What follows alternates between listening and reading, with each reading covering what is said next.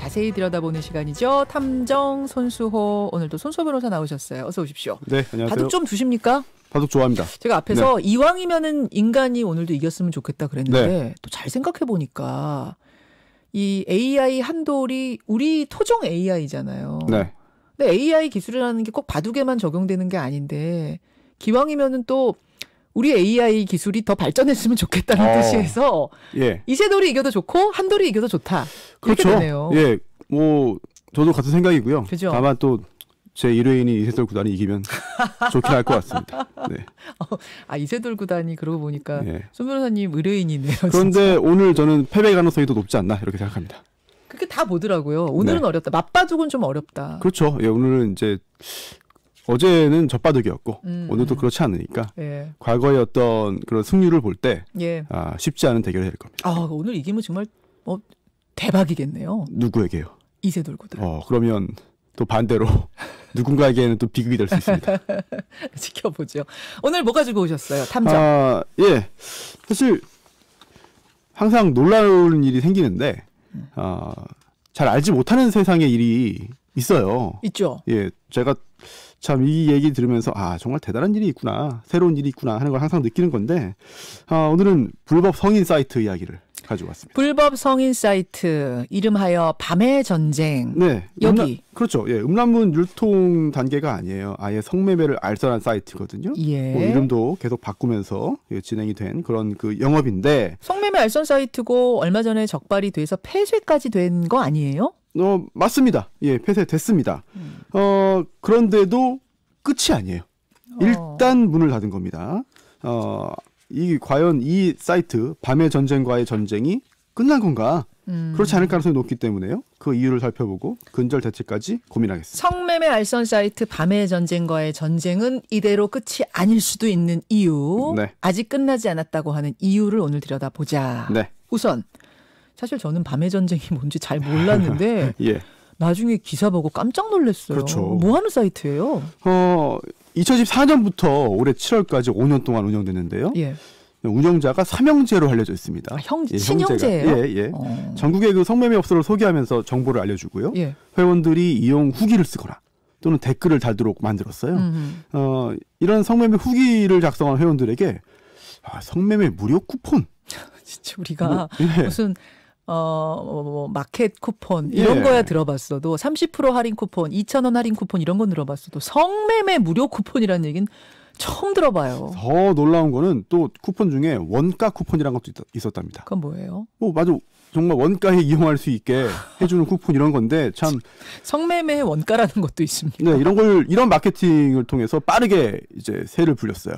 누적 회원이 70만 명. 70만 명. 네, 사이트에 올라온 성매매 후기가 무려 21만 건. 야. 국내 최대 성매매 알선 사이트가 됐습니다. 5년 동안 그 정도라면 이거 엄청난 단기간의 급성장 아닙니까? 네, 돈도 많이 번 것 같습니다. 정확한 규모를 파악하기는 아직 어렵지만요. 수백억 원으로 추정되는데요. 예. 확인된 것만 해도요. 2014년부터 2017년 1월까지 3년도 채 안 되거든요. 예. 이 기간 동안 이 사이트 운영하면서요.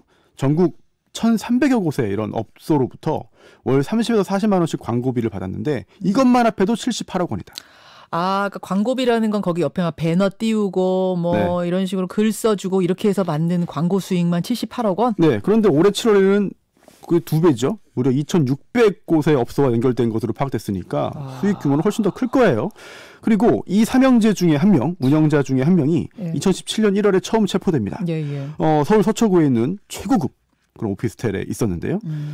이게 뭐 신차 가격이 5억 원, 뭐 2억 원 이런 고가 외제차가 여러 대 있었어요. 여러 대요. 또 집안에서 수천만 원 넘는 명품 시계도 여러 개 발견되고요. 그러니까 성매매를 알선해서 얻은 수익으로 흥청망청 호화 생활을 하고 있었다는 얘기인데. 네, 그렇죠. 그럼 삼형제 중에 한 명은 그때 2017년에 적발이 되고 체포가 네. 되고 그래도 사이트는 계속 운영이 된 거예요. 심지어 다른 형제들도 계속해서 잡혔습니다. 잇따라서. 예. 그런데도 이름 바꿔서 계속 운영하고 있는데요. 이 삼형제 외에도 공동 운영자들이 또 있었어요. 그리고 또 서버가 일본을 비롯한 해외에 있습니다. 예. 따라서 완벽한 폐쇄가 좀 쉽지 않은 건데요. 그러다 이제 올해 5월에 또 한 명의 운영자가 체포됐고요. 결국 2명 구속, 33명 불구속 입건됐습니다. 총 35명이 입건된 겁니까? 네, 그렇죠. 야, 운영자가 굉장히 많네요. 굉장히 조직적인 운영이었어요. 운영자, 부운영자만 있었던 게 아니라 운영 총책, 자금 총책, 현금 인출 담당자, 또 대포 통장 담당자 따로 있었고, 또 아까 말씀드린 것처럼 뭐 이벤트 관리자, 쿠폰 관리자, 후기 관리자, 뭐 유형별, 지역별 관리자 등등 굉장히 다양하게 역할을 나눠서 시행했습니다. 35명이 왕창 한 번에 잡혔으면 좀 타격이 있었겠습니다. 예, 그렇습니다. 그렇게 된 뒤에도요.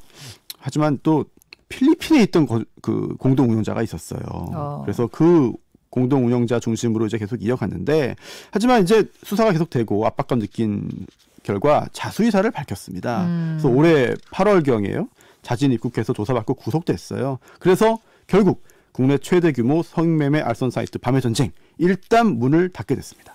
일단 문 닫으면 닫은 거고 뭐 대규모로 잡혔으면 잡힌 거지. 일단은 뭡니까? 이게 참 서버가 있잖아요. 그렇죠. 예, 그동안에 어떤 축적된 방대한 데이터가 담긴 서버 여전히 남아 있습니다. 성매매 업소 갔다 와서 후기 적어 놓은 그 방대한 데이터들. 네, 이 사이트가 문을 닫았다 이렇게 표현한 게 일단 이 의미가 뭐냐면 그 서버에 접속하는 이 경로가 일시적으로 차단된 거예요. 즉 다른 경로가 확보되면 언제든 이 사이트는 다시 살아나는 겁니다. 서버를 자체를 경찰이 확보는 못해요? 그래서 폐기해버리면 안 돼요? 외국에 있어요. 예, 그렇기 때문에 지금 뭐 완전한 그런 그 물리적인 폐쇄로 보기는 어려운 것이죠. 또 국제공조를 통해서 조치를 취하더라도 결국 어딘가에 복제 서버가 있을 겁니다. 이 사실은 이게 오랫동안 축적된 아주 여러 명, 수십만 명이 써놓은 성매매 후기이기 때문에 이 굉장히 그들 사이에선 가치가 있을 거니까 그렇죠. 혹시라도 뺏길까 봐 여러 개 복제를 해서 숨겨뒀을 거다. 네, 그럴 가능성이 높은 거죠. 그동안 과거에 비슷한 사례에서도 늘 그랬고요. 온라인 범죄는 이게 문제예요. 복제가 될 수 있다는 게 문제인데 게다가 해외로 서버를 숨겨놓으면 단속도 어렵다는 거 이게 문제인데 밤의 전쟁이 끝나지 않은 이유 두 번째는 뭡니까? 네, 여전히 운영자들이 남아있다. 최소 한 명의 공동 운영자가 해외 도피한 게 확인됐습니다. 됐어요. 경찰이 행방 쫓고 있지만 과연 잡을 수 있을지 잘 모르겠어요. 뭐 국내 조직은 많이 무너진 상태이긴 합니다. 하지만 해외에서 다시 사이트 열고 영업을 재개하면 이게 또 금방 회복할 가능성이 있어 보입니다. 운영자를 다 잡는다 치죠. 그러면 끝입니까? 그렇지도 않습니다. 왜냐면요. 이 사이트에 기생하는 사람들이 많기 때문인데요. 여기서도 기생충 등장해요? 네네. 좀 다른 의미긴 합니다만 먼저 경찰부터 봐야 되는데요. 현직 경찰이 이 밤의 전쟁의 뒤를 봐준 사실이 드러났습니다. 현직 경찰이요? 네. 이 경찰이요. 10여 차례에 걸쳐서 이 운영자들에게 수배 정보를 알려줬어요. 그리고 대가로 7천만 원을 받았습니다. 또 범죄 사실을 알게 되면요, 뭐 직접 수사하거나 아니면 상부에 알려야죠. 하지만 전혀 보고하지 않았어요. 법원에서 징역 6년형을 선고받았고요. 그런데 이 경찰 사례와 함께 또 놀라운 사실이 있습니다. 뭡니까? 굉장히 황당한데요. 여성 청소년 성매매 근절단 들어보셨습니까? 여성 청소년 성매매 근절단? 좋은 일 하는 시민단체 아니에요? 예. 이름만 봐선? 예, 성매매 근절 활동도 하고요. 또 미투 운동 지지 활동도 벌인 단체인데요. 그런데 이 단체 전 대표가 유흥업소 업주들에게 야, 너 불법으로 영업하고 있잖아. 신고할 거야. 라고 협박을 해서요. 단체에 가입하도록 강요를 했습니다. 유흥업소 운영하는 사람들을 유흥업소 성매매 근절단에 가입시켰다 협박을 해서. 네, 그런데 여기까지만 보면요. 아니, 성매매 이거 업자들 이거 설득해가지고 근절 활동에 동참시킨 거 아니냐 생각할 수 있잖아요. 좋은 일일 수도 있네요. 그런데 그게 본질이 아니었고요. 그 업주들을 이 밤의 전쟁에 가입시키거나 아니면 광고 게재를 강요하거나 이런 활동을 했어요. 그래서 1년 동안 이 밤의 전쟁으로부터 소개료를 받았습니다. 그게 수억 원대. 이야, 아니 성매매 근절단이라고 이름 붙이고 성매매 알선 사이트로부터 돈을 받아요. 네, 심지어 개인적으로 마약을 투약하고 또 강간까지 해서 징역 3년 6개월형이 선고됐습니다. 그러니까 잡아라고 있는 경찰이 거기에 연루돼 있고 성매매 근절 운동을 하는 단체도 연루돼 있고 정말 기생충들이 많았는데 이러니까 밤의 전쟁이 끝나지 않았다 그 말씀이시군요. 맞습니다. 또 있습니까? 가장 큰 문제는 이거 같아요. 끊이지 않는 수요. 네. 전국의 많은 유흥업소, 특히 그중에 성매매업소, 처음에는 이제 3개월 무료 광고 이벤트에 혹해서 광고를 걸어봅니다. 그런데 실제로 그 광고를 보고 찾아오는 손님이 많은 거예요. 이게 말이죠. 참 희한한 건데 주부들도요. 네. 그냥 뭐 TV에서 나오는 광고 배너 이런 거 보는 것보다도 네. 후기들 써보니까 좋아요. 써보니까 이 기저귀가 저 기저귀보다 이런 후기를 굉장히 중요시하거든요. 이게 참 그 성매매를 불법 성매매 이용자들도 그 후기에 더 혹한다는 거예요. 사람 심리가 비슷한 것 같습니다. 이 업주 입장에서는요. 이렇게 손님이 계속 오니까 정말 그 광고 보고 왔다고 하니까 또 그 광고에 있는 어떤 그 이벤트나 쿠폰을 가지고 오니까 또 직접적으로 확인이 되는 거거든요. 그렇죠. 결국 한 달에 30-40만 원 정도 광고비는 전혀 아깝지 않은 거죠. 금전적으로 볼 때는.